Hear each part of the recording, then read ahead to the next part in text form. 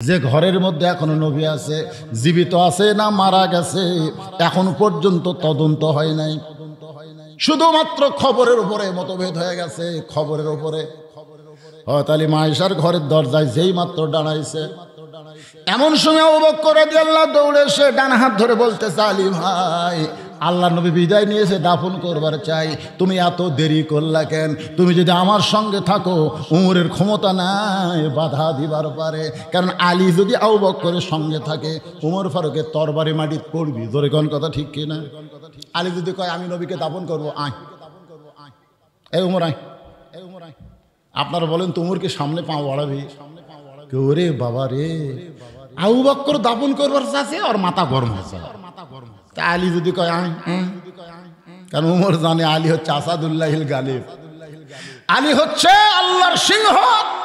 100 উমর আলীর কাছে কিছুই না। জোরে কোন সুবহানাল্লাহ। আসবে? আবু বকর বলছে যে ভাই, সেই শোবে সাদেকে নবী বিদায় নিয়েছে, রাসূল বলেছে 3টা কাজ করতে দেরি করা যাবে না।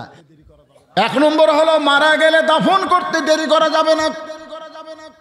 শোবে সাদেকে নবী দুনিয়া থেকে বিদায় নিয়েছে, এখন পর্যন্ত নবীকে দাফন করা গেল না। এই উমরের পাগলামির কারণে তুমি যদি আমার সঙ্গে থাকো আলী ভাই, তাহলে নবী দাফন করতে আর কোনো অসুবিধা নাই। এমন সময় হযরত ওমর এসে আলীর বাম হাত ধরে বলতেছে, আলী, খবরদার আবু বকরের কথা মানতে পারবা না, কারণ আল্লাহর নবী কোনোদিন মরতে পারে না। আপনি হলেন 1 নম্বর, আপনি হলেন 2 নম্বর। আপনারা দুইজন যদি এমন মতভেদ করেন তাহলে সাধারণ মানুষ যাবে কোন জায়গায়? আমার কাছে গেছিল আবু যর গিফারের নেতৃত্বে, আমি আইছি মা আয়েশার ঘরের দরজায়। আবু বকর বলে কি বলবার চাও? উমর ফারুক বলে আলী কি বলবার চাও? আলী বলতেছেন তদন্ত করেন, নবী দুনিয়াতে আছে না বিদায় হচ্ছে এটা তদন্ত না করে বলা যাবে না, আগে নবী তদন্ত করা লাগবে, আছে না বিদায় হচ্ছে। ইমাম মালিক টুপিওয়ালা দাড়িওয়ালা মানুষকে দেখলি হাত ধরে হাত ধরে একটা চুমা খাইতো। লোকটা বলে হুজুর আমাকে চুমা খেলেন কেন? বলে তোমার মধ্যে নবী দেখতেছি তাই। কি কয় আমি কোথায় আর নবী কোথায়? আরে পাগলা, তোমার মাথায় নবীর টুপি, তোমার মুখে নবীর দাড়ি, তোমার কলিজার মধ্যে নবী জীবিত আছে বলেই তুমি নবীর সুন্নত নবীর আদর্শ মানতে পারতেছ। যেই লোকটার মাথার টুপি নাই, মুখ দাড়ি নাই, ওই যতই সল্লি আলা মারুক আর কলজার মধ্যে নবী নাই। জোরে কোন কথা ঠিক কথা কান না? এই নবী বিদায় দিছে, এই নবী মারা হয়ে দিছে। তো তদন্ত করেন নবী বিদায় নিছে না ঘরের মধ্যে জীবিত আছে, এটা তদন্ত না করে কেমনে কম? ওমর ফারুক বলে আলী, তাহলে তদন্ত করবে কে? হাজার হাজার লক্ষাধিক সাহাবী, এই লক্ষাধিক সাহাবীর মধ্যে কে নবী তদন্ত করবে? আলী বলতেছে ঘরের মালিক যিনি, তদন্তের দায়িত্ব দিবেন তিনি। এই ঘরের মালিক যিনি, তদন্তের দায়িত্ব দিবেন তিনি। ঘরের মালিকের নাম হলো মা আয়েশা, 6 লক্ষ হাদিসের হাফেজা। জোরে কোন সুবহানাল্লাহ। 6 লক্ষ হাদিসের হাফেজা মা আয়েশা। সুবহানাল্লাহ কন্যা ঘর উম্মাহাতুল মুমিনিন, আমাদের সকলের মা, সমস্ত মুমিনের মা। তাহলে বলেন মা আয়েশা, জোরে বলেন মা আয়েশা। তদন্তের দায়িত্ব দিবেন তিনি, এই ঘরের মালিক যিনি। এখন হযরত আলী বলতেছেন মা, বাহিরে নবী নিয়ে গন্ডগোল চলতেছে। একদল বলতেছে নবী বিদায় নিছে, নবী দাফন করব, আর একদল বলতেছে নবী বিদায় নেয়নি, নবী মরেই নাই, তাহলে দাফন কেমনে হবে? ও মা, তুমি এখন তদন্তের দায়িত্ব কাকে দিবা? মা আয়েশা ঘরের ভিতর থেকে বলতেছেন নবীর মাদ্রাসার 1 নম্বর ছাত্র যিনি, তদন্তের দায়িত্ব পাবেন তিনি। আপনারা বলেন তো কারো নাম কইছে? জোরেখন কারো নাম কইছে? নাম বললি বিপদ, নাম বললি বিপদ। এমন একটা কথা বলেছেন, আল্লাহর নবীর মাদ্রাসার 1 নম্বর ছাত্র যিনি, তদন্তের দায়িত্ব পাবেন তিনি। সমস্ত সাহাবী বললেন 1 নম্বর হলেন আবু বকর। লিল্লাহে তাকবীর। ওমর ফারুক চোখ, হ্যাঁ বেটি। আলী বলতেছে একটু মুখ সামাল ঘুরে এখন, বাপের নাম কসে, আপনি 1 নম্বর হলো দেন,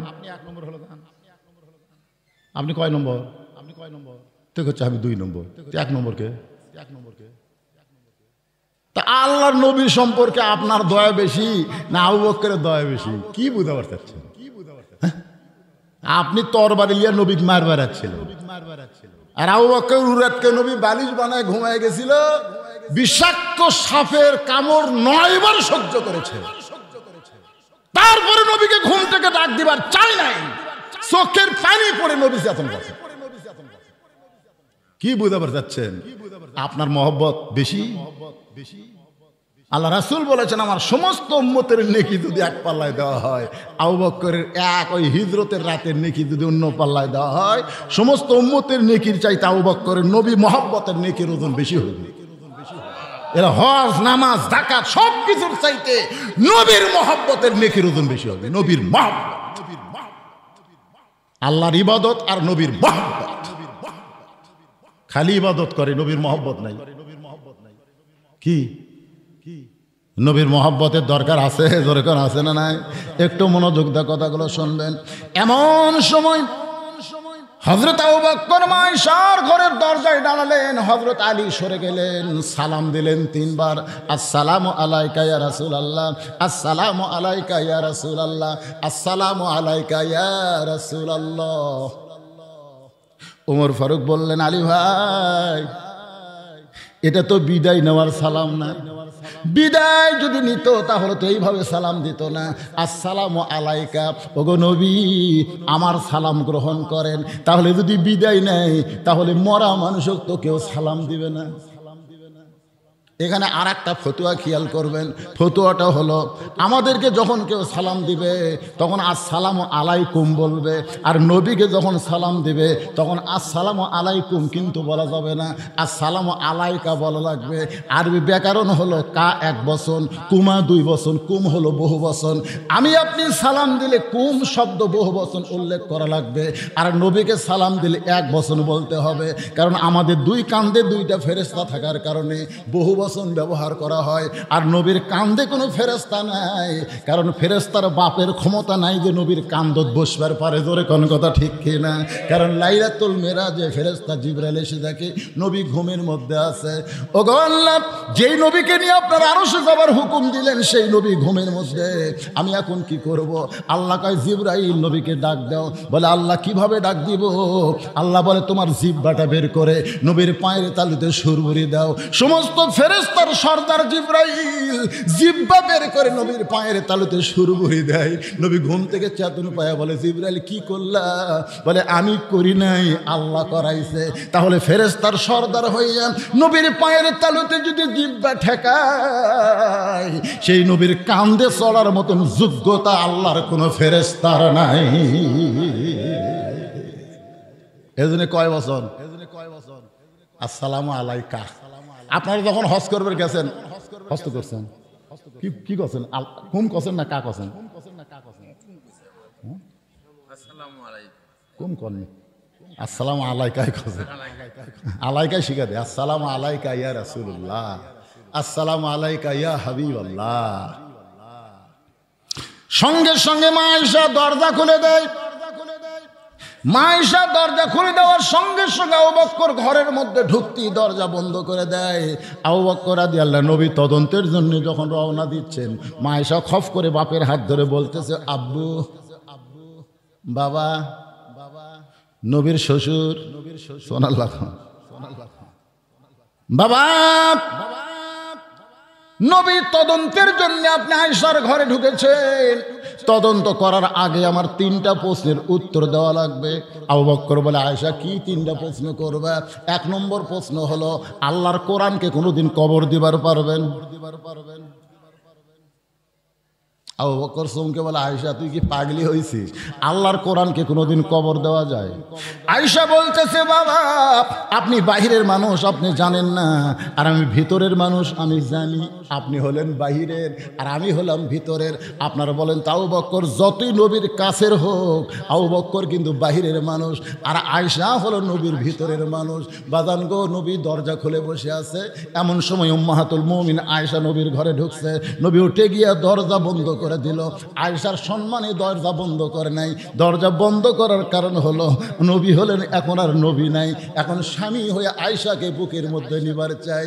বাজান আয়েশা থরথর করে কাঁপতেছে। আল্লাহ নবী বলে আয়েশা কাঁপার কারণ কি? বলে জুতার পরশে আল্লাহর আরশ ধন্য হয়ে গেছে, যদি কোনো বেয়াদবি হয় সেজন্য শরীর কাঁপতেছে। রাসূল বলে আয়েশা রে, একজন নবীর জুতার পরশে আল্লাহর আরশ ধন্য হয়েছে। আয়েশা বলে হুজুর আপনিই তো সেই নবী। রাসূল বলে আমি সেই নবী ছিলাম যখন দরজা খোলা ছিল, দরজা যখন বন্ধ হয়ে গেছে তখন আমি নবী নই, আমি হলাম স্বামী আর তুমি আমার বিবি। বাবা আপনি হলেন বাহিরের মানুষ আর আমি আয়েশা হলাম দরজা জানলা বন্ধ করা মানুষ। জোরে কর সুবহানাল্লাহ। আপনি কি আমার চাইতে বেশি জানেন? আল্লাহর কোরআনকে যদি দাফন করা না যায় তাহলে শোনেন, আল্লাহর কোরআনও যা, আল্লাহর নবীও তাই। কোরআন যদি দাফন করা না যায় গো বাবা, তাহলে আল্লাহর নবী আপনি কেমনে দাফন করবে? 2 নম্বর প্রশ্ন হলো, 6 বছর বয়সে আপনি আমাকে বিয়ে দিয়েছেন, আপনার জন্য না আমার জন্য বিয়ে দিয়েছেন? আপনি সত্যি করে বলবেন। এটা হলো আমার 2 নম্বর প্রশ্ন। আমার বয়স যখন মাত্র কয় বছর? 6 বছর। মেয়েরা বিয়া বোঝে, এই জোরে কোন বিয়া বোঝে? আপনি সত্যি করে বলেন তো, আমার জন্য বিয়া দিয়েছেন না আপনার জন্য বিয়া দিয়েছেন? আমার 3 নম্বর প্রশ্ন হলো, যখন আমাকে নবীর সঙ্গে বিয়া দিয়েছেন তখন নবীর সঙ্গে বিয়া দিয়েছেন না মানুষের সঙ্গে বিয়া দিয়েছেন? এইটা চিন্তা ভাবনা করে উত্তর দিয়া তারপরে নবী তদন্তে যাবেন। আবু বকর বলে আয়েশা, হাজার হাজার মানুষ বাহিরে দাঁড়ায় আছে, হাজার হাজার সাহাবী বাহিরে দাঁড়িয়ে আছে, আমি তোমার ভিতরের প্রশ্নের উত্তর দিবার পারবো না।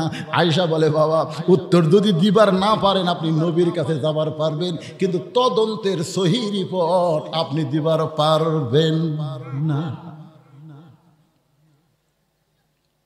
এখন কি করবে আবু বকর? ঘরের মধ্যে ঢুকা কায়দা না বেকায়দা?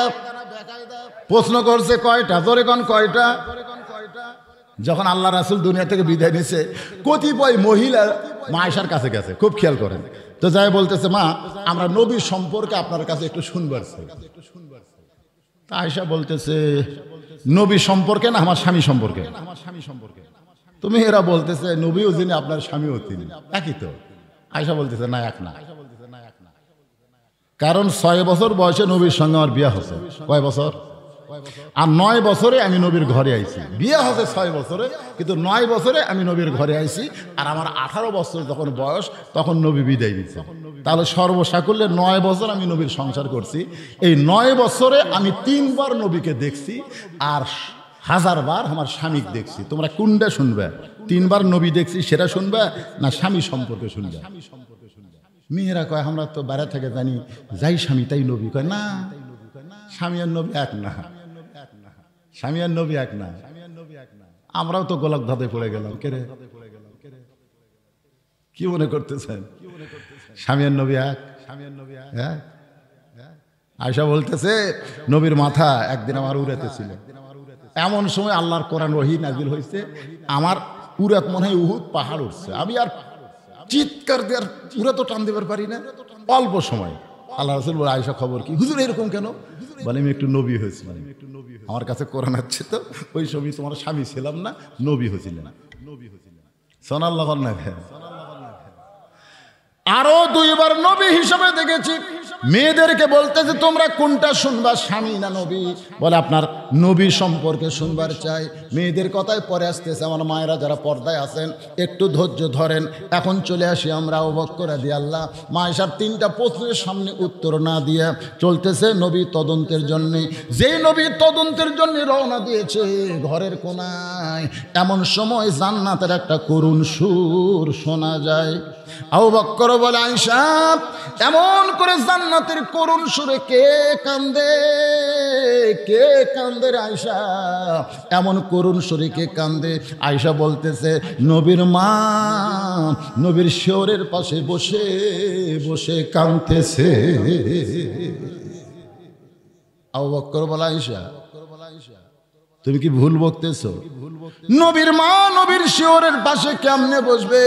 আয়েশা বলতেছে বাবা এই জন্যই তো আপনি বাহিরের মানুষ, আপনি ভিতরের খবর জানেন না। নবীর শিয়রের পাশে বসে জান্নাতে সুরে যে কান্দে সে হলো নবীর মা ফাতেমা।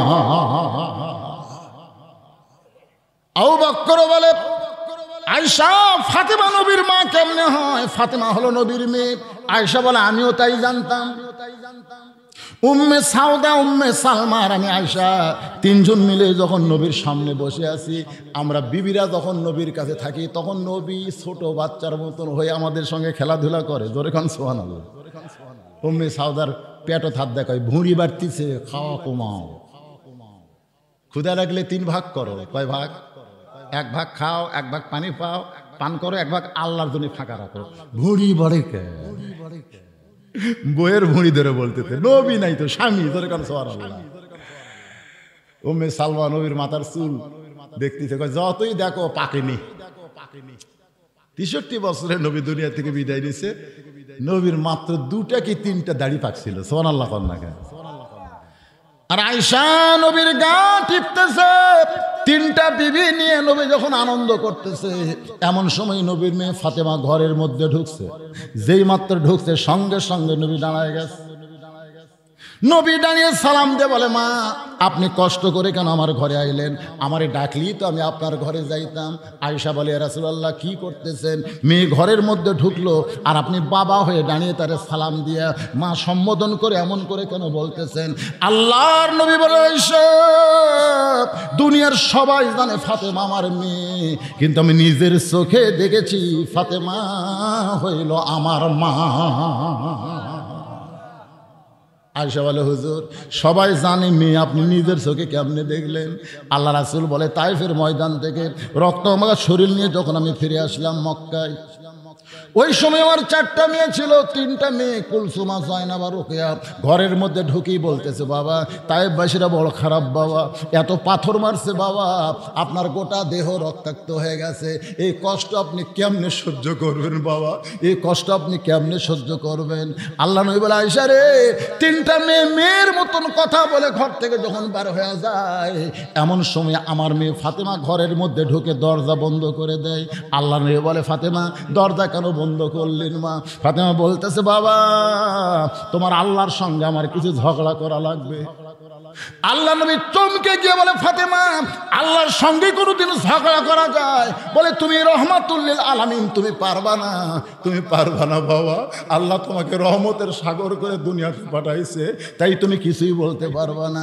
দরজা বন্ধ করে বলতেছে আল্লাহ তোমার ইব্রাহিম যখন নমরুদ আগুনের চুলা জ্বলাইলো, চুলা পড়ার আগে তুমি শান্তির বাগান করে দিবার পারলা। আল্লাহ তোমার মুসাকে সাগর রাস্তা বানায় দিলা, আর আমার বাবা এমন কি অপরাধ করেছে আল্লাহ, তাই ফের পাথর তুমি কেন তুলা বানাবার পারলা না? ওরা যখন আমার বাবাকে পাথর মারলো, তুমি পাথরগুলো যদি তুলা বানায় দিতা তাহলে আমার বাবার চামড়া কেটে কেটে রক্ত বের হতো না। তুমি আমার বাবাকে মায়ের পেটে থাকতে নিয়ে গেছো, 6 বছর বয়সে আমার বাবার মাকে তুমি নিয়ে গেছো। আমার বাবাকে তুমি এত কষ্ট কেন দাও আল্লাহ? আমার বাবা তোমার কি ক্ষতি করেছে? নবী বলে আয়েশা রে এই কথা ঘরের মধ্যে বলে ফাতেমা দরজা খুলে যখন বের হয়ে যায়, আমি মনে করলাম আমার 3টা মেয়ে কি কথা বলে চলে গেল, আর এই পাগলি কি কথা বলে কোথায় যায়। তাকায় দেখি উনানে পানি গরম করতেছে আর জয়তুনের তেল গরম করতেছে, আর 2 হাত খালি বুকের উপরে মারতেছে আর বলতেছে আল্লাহ আমার কলিজা সাদ হয়ে গেছে, আল্লাহ আমার কলিজা নাই গো আল্লাহ। আমার মা খাদিজা যখন দুনিয়া থেকে বিদায় নিছে তখন আমার হাতে আমার বাপকে তুলে দিয়ে গেছে। খাদিজা বলেছে ফাতেমা রে তোর বাবার কেউ থাকলো না মা, আমি চলে গেলাম, তোর বাবাকে কে দেখবে মা? আমি মায়ের মাথা সে বলেছিলাম মা কোনো চিন্তা করো না মা, তুমি চলে যাও কবরে, আমি আমার বাবাকে আমার আসলে রাখবো। আজকে সেই বাবা রক্তাক্ত হয়ে বাড়িতে এসে আল্লাহ তুমি কষ্ট নিও না, তুমি রাগ করো না। তোমার বাবা নাই বলে তুমি বুঝতে পারতেছো না আল্লাহ। তোমার বাবা থাকলে তুমি বুঝতে পারতা। রক্তমাখা শরীর নিয়ে বাবা সন্তানের কাছে আসলে সন্তানের কেমন কষ্ট হয়। নই বলে আয়সা রে, পানির তেল গরম করার পর ঘরের মধ্যে ঢুকে আবার যখন দরজা বন্ধ করে দেয়, আমি বললাম ফাতেমা আবার কেন দরজা বন্ধ করলি মা? ফাতেমা বলতেছে বাবা আপনাকে গোসল করার লাগবে বাবা, ওই রক্তমাখা শরীর। আর আল্লাহ নবী বলে আয়সা, ফাতেমা দরজা বন্ধ করে দিয়া আমার দেহের রক্তমাখা কাপড়গুলো খুলে আমার গোটা দেহ ওই গরম পানি দিয়া নরম কাপড় চুবড়ায়া চুবড়ায়া গোটা দেহ পরিষ্কার করতেছে। ওই ফাতেমার উরাতের উপরে মাথা দিয়ে আমি শুয়ে আছি। ওই নরম হাতের জয়তুনের গরম তেল আমার ক্ষতস্থানে যত জায়গায় তায়েববাসী পাথর মারছে প্রত্যেকটা জায়গায় যখন নরম আঙ্গুলের পরশ দেয়, আমি নবী কখন যেন ঘুমায় গেছি। ওই ঘুমের ঘরে আমি স্বপ্নে দেখি আমার মা আমেনা আমার শেওরের পাশে দাঁড়ায়া কাঁদতেছে। আমি নবী বললাম মা এত বছর পরে আহত সন্তানকে দেখতে আইসেন আর যাবার দিব না। আল্লাহ নবী বলে আয়েশা আমি স্বপ্নে আমিনার হাত মা বলে যখন ধরেছি ওই সময় ফাতেমা আমার কপালে চুমা খায়। ফাতেমার চোখের গরম পানি আমার চোখের মধ্যে ঢুকে যায়। আমি ঘুম থেকে চেতন পেয়ে বলি মা কি জন্য কান্দিস তুই? ফাতেমা বলে বাবা আপনি মনে হয় স্বপ্ন দেখছেন বাবা, স্বপ্নে আমার হাতটা মা বলে চাইপা ধরছেন, এখন পর্যন্ত হাতটা যে আপনি ছাড়েন না। রাসূল বলে ফাতেমা স্বপ্নে মা বলে যদি তোর হাতটা চাইপা ধরি তাহলে তুই শুনে নে তুই শুধু আমার মেয়ে না, তোর কলিজায় আমার মা আমেনা।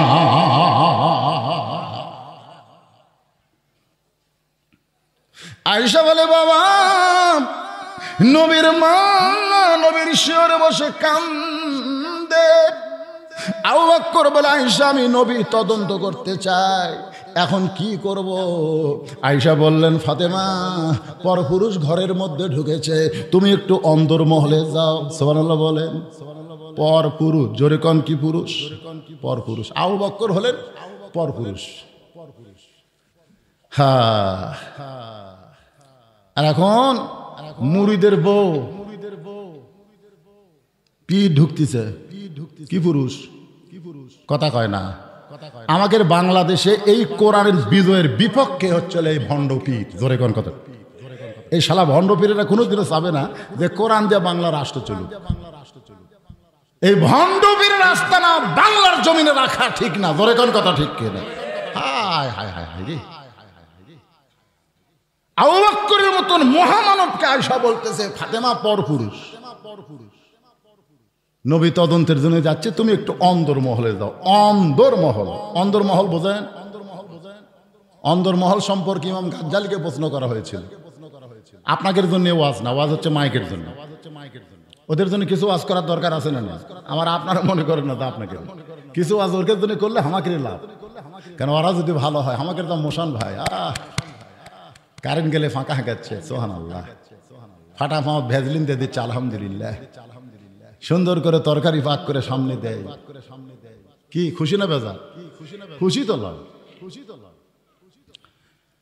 একটু মনোযোগ দাও শোনেন। অন্দরমহল সম্পর্কে ইমাম গাজ্জালিকে প্রশ্ন করা হলো, হুজুর অন্দরমহল কি? ইমাম গাজ্জালি বলেন অন্দরমহল হলো কোন মেয়ে মানুষ মারা গেলে ওই মেয়ে মানুষরা লাশ ধরে যারা কবরে নামাবার পারবে কেবলমাত্র তারাই অন্দরমহলে ঢুকতে পারবে। অন্দরমহল মানে কবর, অন্দরমহল মানে কবর। অন্দরমহল মানে কি? এখন কার কবর? মেয়ে মানুষের কবর।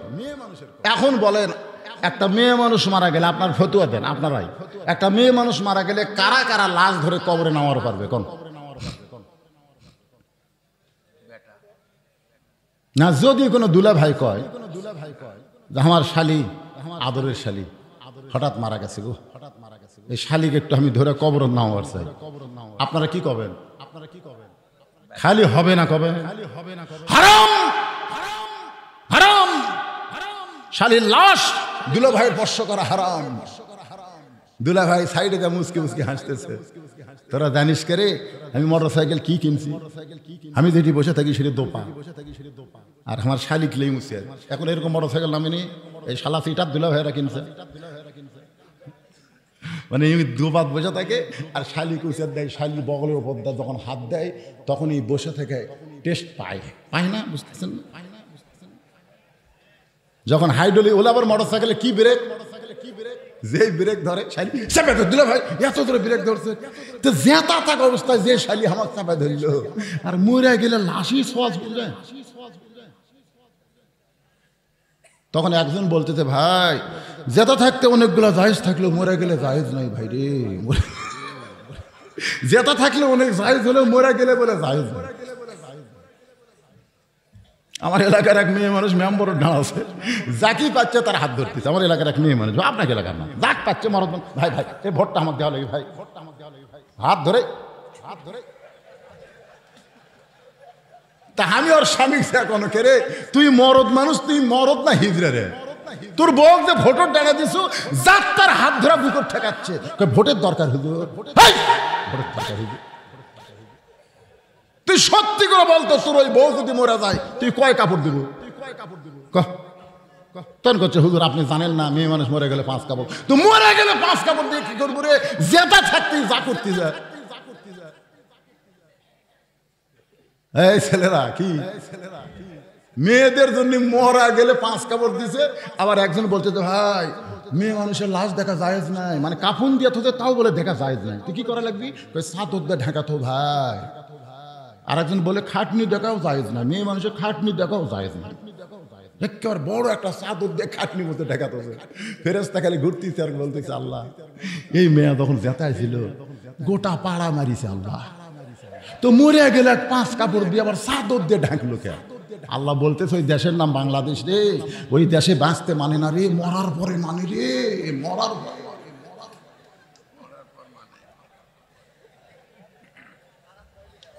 কি খারাপ করে কোরআন যতদিন চালু না হবে ততদিন বাংলার সব মানুষ মরার পরে মানবে যাবি। জোরে কোন কথা ঠিক কিনা? মরার পরে বিসমিল্লাহি আলা মিল্লাতি রাসূলিল্লাহ, একে সকালবেলা দাড়ি চাচিতে পারে, সকালবেলা চাচাচ্ছে, এই শালা বিকেলবেলা হাত বেটা হিরোইন খেয়ে ধরা পড়ছে, স্ট্রোক করে মরিছে, সকালেই দাড়ি চাচিছে বিকালেই মরিছে। অকাপর কবরের সময় হুজুর বলতেছে বিসমিল্লাহি আলা মিল্লাতি রাসূলিল্লাহ। যদি ফুলগুলো হয় অভিমানে ঝরে যায়, আমি মালা গেথে বলো কারে পরাবো, সে যে কেন এলো না কিছু ভালো লাগে না, কবরে আসু তারে আমি শেষা মারিব। যখন কি মারবে? আল্লাহর বান্দার একটু মনোযোগ দা শোনেন। আমার মা বোনেরা যারা পর্দায় আছেন, মরে গেলে পর্দা করে লাভ হবে না মা। জীবিত অবস্থায় ফাতেমা অন্দর মহলে গেছে, এমন সময় আবু বকর নবী তদন্তের জন্য কাছে গিয়ে দেখে মাথার কাছে হুসাইন, মাথার কাছে হাসান আর পায়ের কাছে হুসাইন দাঁড়ায় আছে। আল্লাহ নবী ফাতেমার কানে কানে বলছে ফাতেমা তোকে একটা গোপন খবর বলবো। ফাতেমা বলে আব্বা কি গোপন খবর?